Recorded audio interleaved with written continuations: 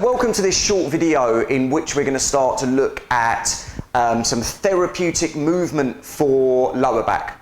And we know that lots of people suffer from lower back problems. You know, I don't want to quote all the statistics, but you can see ranging from like 50 to 80% of people have lower back problems throughout their lifetime. Some people suffer chronically with them.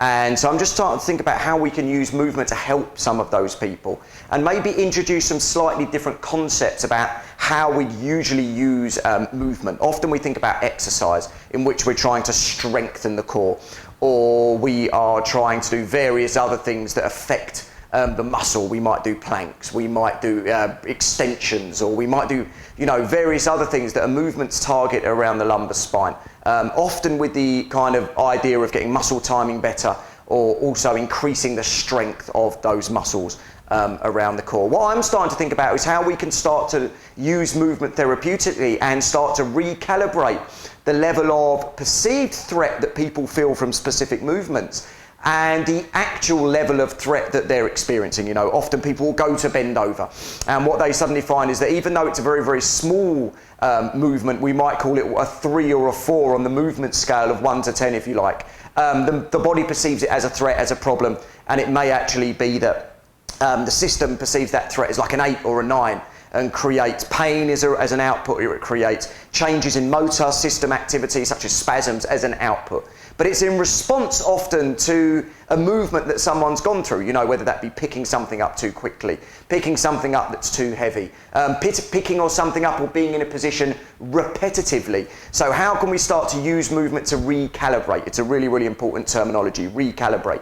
How we can get that level of perceived threat and possibly the level of actual threat to tissue damage or tissue harm kind of a little bit more calibrated or correlated or whatever you want to call it. So what we're trying to do, I think, is expand the envelope of the nervous system. So the concept of tissue envelope of function or tissue homeostasis, I think, is an excellent one. And often we have gone beyond our homeostasis, our tissue tolerance level by running too far or running too fast or lifting heavy weights in the gym that we're not used to doing, and we respond and react badly to that. But I don't always think that concept just applies to tissue. I also think that concept applies to the nervous system. Again, when I move outside of the envelope of function of my nervous system, bending down too fast, too quickly, too often, being in a funny position all day, doing DIY that really starts to niggle my back and irritate my back, it might be that that's beyond the envelope of function of the nervous system rather than the tissue, or as well as the tissue. So it's important we start to see the concept of the nervous system envelope of function as well.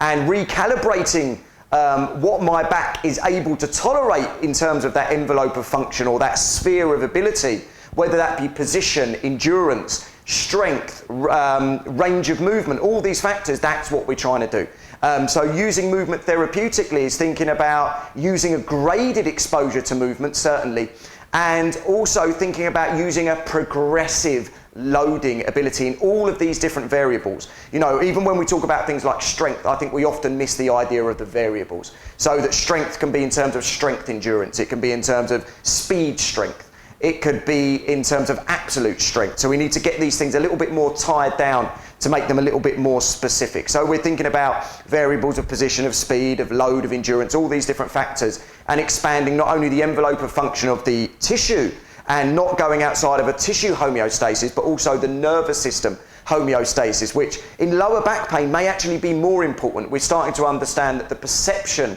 and appreciation of all the different loads and factors that go into the system with lower back are very, very important. How can we start to translate these concepts into things that we can actually use that provide all the different aspects that we just discussed? We also need to start to think about how people actually even perceive the idea of going through movement or exercise. So do they relax beforehand? How do they start to approach these different things? And, you know, we often see it with shoulder patients. When you lift their arm up, you see grimacing, you see tightening, you know, and even a small amount of relaxation can often allow the arm to go up much further. I think the same is true with things like lower backs, that people even perceive bending over as problematic. They tighten, and we know that the nervous system certainly tightens up and creates co-contraction to protect the lower back rather than any kind of instability, you know. So how do people approach even moving, even before we move, and even approach specific movements and the idea and concept of specific movements as well. So the idea of relaxation,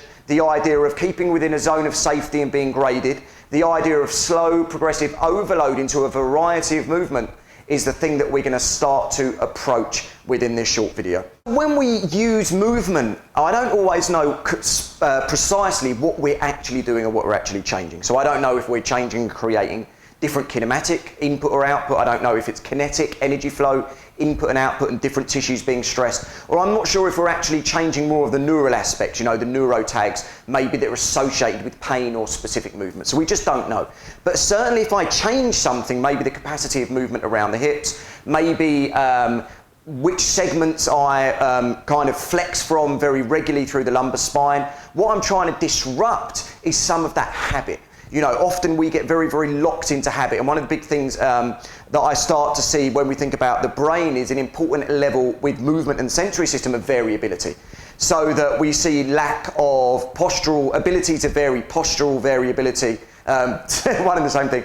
And also we see actually intramuscular variability start to decrease and diminish as well. So people are just going through this same habit.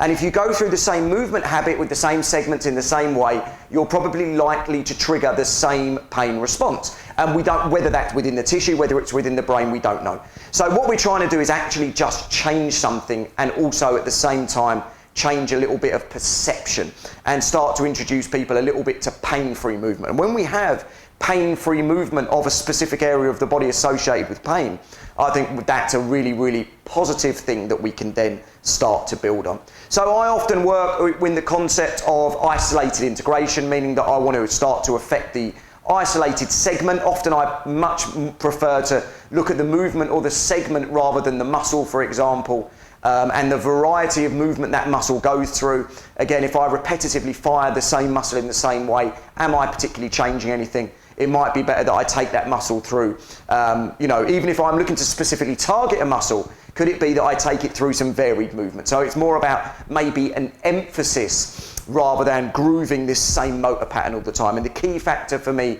is often variability. So variability in a low graded way that's tolerable both to the tissue, whether that's the problem, or the nervous system within itself. So one of the reasons the tissue can become problematic within itself, I believe, is often to do with what Shacklock describes as the tourniquet effect. So what we create through repetitive motor strategies or co-contraction is actually some physiological impact on things like blood flow. And once we create physiological change in terms of blood flow or repetitive actions of blood flow, you know, we start to get things like ischemia, hypoxia, and we know that starts to take all those little nociceptors and start that acidosis starts to reduce their tolerance for mechano action or mechanosensitivity. So, you know, a little bit of movement might fire off those acidic, sensitized nociceptors that aren't getting that oxygen, aren't getting that blood flow to nourish them and to create a positive environment for movement. So sometimes just a little bit of targeted, graded movement can be really important. We know that often people can have kind of maladaptive motor responses. So what might be protective and adaptive in the beginning actually goes on and becomes maladaptive as we go on. So that again becomes a habit. How can we start to break that habit?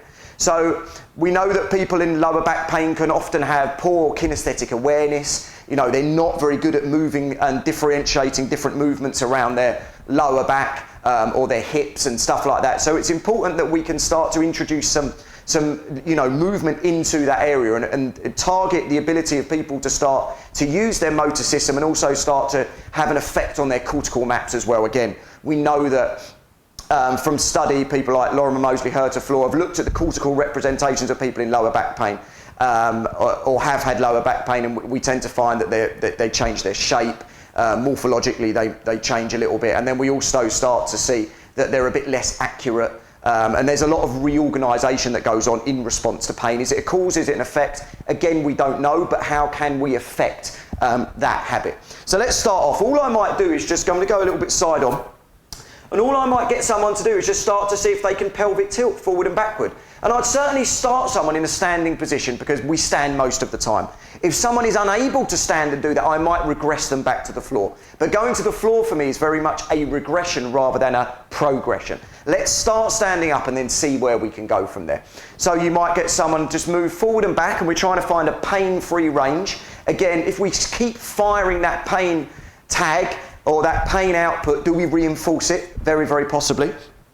So what I want to do is just get some pelvic tilts going forward and backward, and what we're looking for is the majority of the movement coming from the lumbar spine. You know, we know that people have specific directional issues with, say, flexion, and that maybe they're flexion intolerant or whatever you want to describe it as. So how can I create flexion in a slightly different way? And again, what we're trying to see is my pain a response actually to the tissue, and the tissue going through a flexed movement, or a joint going through a flexed movement, and the force that's impacting on that tissue, or is it actually more of a cognitive issue towards the movement itself? So if I get someone and I get them into pelvic tilting forward, you know, we're coming into some lumbar flexion.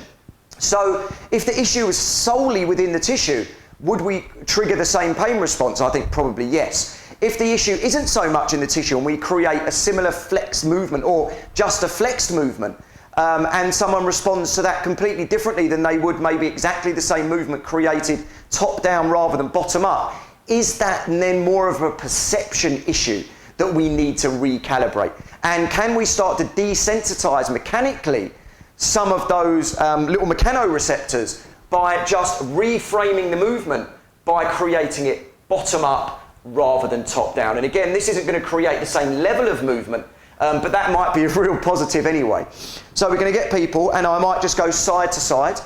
I might go up and down. An anecdotal kind of observation of myself. Often people really struggle with the up and down of the pelvis, really firing up the lateral hip. Again, changing habit. We know that when we walk and when we bend over, we're going to impact the whole of the hips. Standing on one leg certainly and doing things is going to impact the hip, and that may be in terms of range of movement, and it may be in terms of endurance, and it may be in terms of strength. We just don't know. But certainly I'm just going to start off creating some small pelvic tilts, and what I'm really looking for is not a lot of movement to come from anywhere else but the lumbar spine. And often people will go, you know, they're very good at driving the top down, they're not so good at driving bottom up, or they have to bend their knees to get it, you know. And again, these are all signs of the brain's a little bit switched off to how it's going through that movement, as subconsciously maybe it's stopped the body from using that movement capacity. Can we introduce that movement capacity again and see what kind of change that can create? Could I do that with one foot forward? Could I do that with the other foot forward? Could I do that with feet turned in, feet turned out? Just creating small neuromuscular reactions around the lumbar spine and around the hip, you know. And then what I might do is then start to progress that into a knees up movement. So that again, when I create knees up, I'm again going into a pelvic rotation, causing a little bit more lumbar flexion. And again, we might find that that's going to desensitize rather than going forward, which may be more of a sensitization for some people. So again, I can come up and I can do the other side, and therapeutically we can just raise up and come into that flex position in the lumbar spine. I could do that by bringing my legs across myself. I could do that by bringing my legs across myself. I could do that by actually starting them very, very gently in a flex position and then increasing the amount of lumbar flexion they go through relatively by being started in that flex position, which is actually going to create more lumbar flexion when I start to drive up. So again, these are just slightly different ways that we can introduce that lumbar flexion movement into people's kind of repertoire in a less threatening way. And also, is it a really nice little assessment where we can start to see, is it the force and energy going through the tissue, or is it more of a perception of someone towards a specific movement? And their perception causes that output of protection that we see pain and motor responses that might be, rather than actually a response to any kind of input coming from the tissue, whether that be nociceptive or whether that be mechanoreceptive. So there's just some things that we can start to think about before we start to progress on. How someone bends over is also another important piece of the puzzle. I'm not sure there's a wrong way or a right way to bend over. It might be that you get someone to bend over and the predominant amount of the movement comes from the lumbar spine, that they just kind of flex. They don't really move their ankles, their hips, their knees, if you like, and a lot of that for me provides valuable capacity to dissipate some of the force. As I suggested before, the force in itself may not be a cause, but it might be a factor that something that's sensitized and we predominantly move from that sensitized structure, that may be problematic. It may also be problematic that we repetitively use the same movement pattern that we might associate with pain on a kind of a neural level, and that we seek to kind of protect that movement. So again, simply, and this is what they kind of do on manual handling courses, is they ask people to bend their knees. Now there's a bit of a biomechanical rationale behind that. For me, it might just be that you're changing the way that someone goes through the movement, and that may change kinematics, kinetics, neurotag, really don't know. And to some degree, we'll never know, and it can't always matter. Because we just can never differentiate about, you know, what the cause or what the effect is, but we can try and attempt to modify someone's response to a movement. So we can look at how they bend over. Often I'll say, can you bend a little bit more from the ankle? Could you bend a little bit more from the knee or the hip? And we're just trying to change some of those ratios that someone may go through in terms of movement in the lower extremities that may have an effect on the excursion and the range of movement the lumbar spine has to go to. Now, I don't think it's important that we try and steer people away from lumbar flexion. I think actually steering people away from lumbar flexion is impossible. Bending down to pick stuff up, putting on your shoelaces, all these things, you're going to go through an element of lumbar flexion. It's about desensitizing to that lumbar flexion that's the most important thing. So step number one may be to attempt to change some of that strategy, introduce a new motor strategy, and sometimes we don't have to change the way that someone does something. We have to change the way that they do something just enough to create a different output, and that output may be that protective response of pain or the protective motor responses that we see. So how can we then start to graduate that? So not only might I then reduce the amount of reach that someone does, I might introduce more bend from other places. So what we could do is have a squat where we kind of bend down. I ask someone to relax, someone to bend down, and then I just vary my hand height. So I take them from a reach at kind of waist height down to a reach at knee height, and then I might take them down into a reach at ankle height. Again, I'm grading someone's exposure to the amount of flexion the lumbar spine's going through. Could I do that with a rotational component? Again, waist height, shin height, knee height, ankle height. Could I do that with a target, such as a ball? Could I put the ball down and make someone pick it up? Could I hold the ball if I just wanted to reach to the knee, and then I could get them to put it down and then to pick it up and create more of a realistic action from different positions? Could I have different positions on the floor? Could I have different heights that someone has to reach out? Could I do that at different speeds? Could I take a stopwatch and make them do that for different amounts of time to create different needs of endurance? Again, we're grading the exposure, but we're also providing progressive loading in a multitude of different variables that someone needs to create that element of robustness. So let's run through that again. Looking at how they may bend down and changing the way that they do it. Could you look at physical restrictions in inability to ankle dorsiflex, hip flex, etc., hip internally rotate? Absolutely. Could I then progress that into different reaches at different heights, reaches at different heights with different speeds, with different loads and for different time frames? And we can just play with the way that someone goes through that flexion movement. That's really, really important. Something that we might want to do is actually look at flexing the spine from an extended position. Now, the reason I might want to do that is because I'm taking all the little mechanoreceptors that start to sense a flexing joint or a joint that gets to a flexed position, and we can desensitize them a little bit to the motion of flexing without actually getting into what the body may perceive as a threatening position. So if I turn side on again, and you can just put your fingers on your lumbar spine. And what we might want to do is get someone into an extended position, and we know the diagnostic accuracy of palpation is excellent, but I think we can see whether someone is actually in an extended or a flexed position in the lumbar spine, very rudimentary or roughly.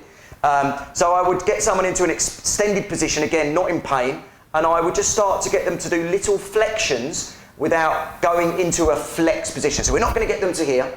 We're going to get them flexing without being flexed. And we can just gently oscillate into that kind of movement and start to build on the fact that we're not going into a painful position.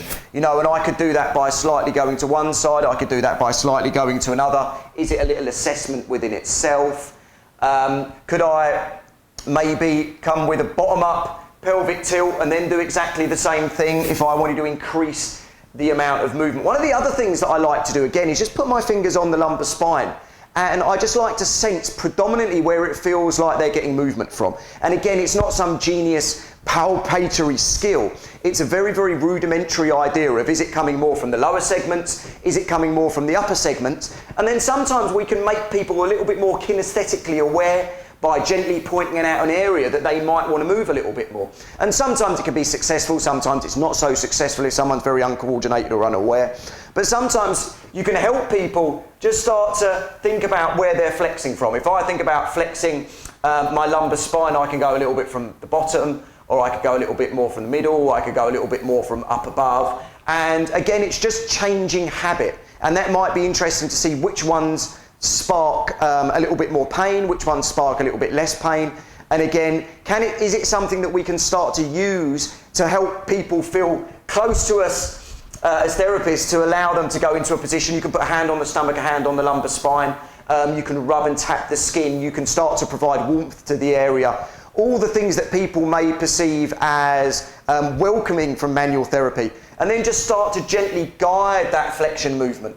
And for me, that's probably as far as I go with manual therapy. Again, it's coming back to being a helpful passenger rather than a driver in the therapy process. But it's just about helping someone have slightly better control over their lumbar spine through a little bit of kind of kinesthetic or therapist feedback, if you like. And again, for some people it may be very relevant, for other people it may be completely non-relevant. It's just something else that we can start to try.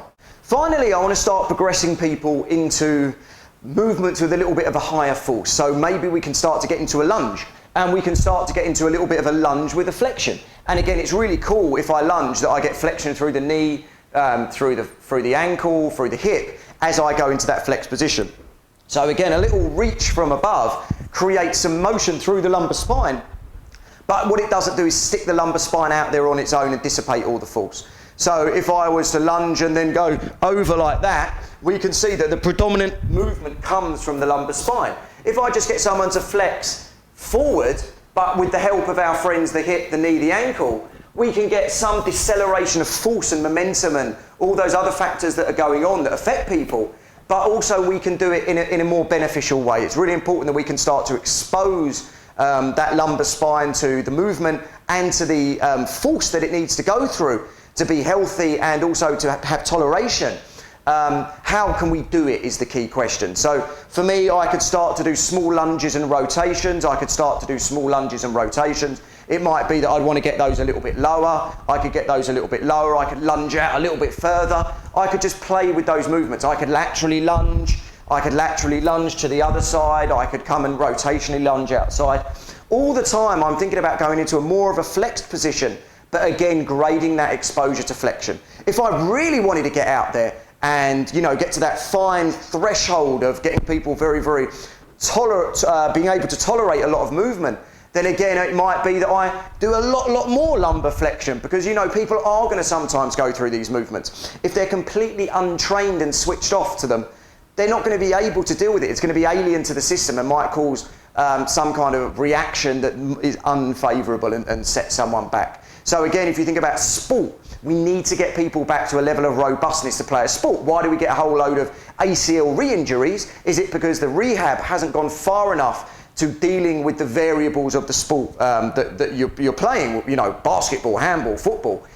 Is the same true of lower backs sometimes, that we don't get them to a position that's robust enough. We need to start out giving them lots and lots of help and decreasing the amount of load that goes through them to increase that level of toleration. But sometimes when we get to real kind of robustness, we need to stick them out there on their own and start to expose them a little bit more. It's a little bit like an inoculation, that if you build up your level of immunity, then when you do get that disease, then it might be that you have an ability to fight it. Same might be true of movement and tissue tolerance as well, that I wouldn't go out and run 10 miles straight off the bat, but I would build up to it. And then 10 miles isn't going to be a problem and a threat to my tissue. The same is true of movement, that it might be that I start off taking that lumbar spine through a variety of low-level movements just to get it used to moving again and breaking strategy, but then I want to create more of a robustness and put it out there on its own. Sometimes you've got to let your little boy cross the road, if you like, you know, without holding his hand. That day has to come where you've got to let your kids kind of go out and play, if you like, and not watch them every second.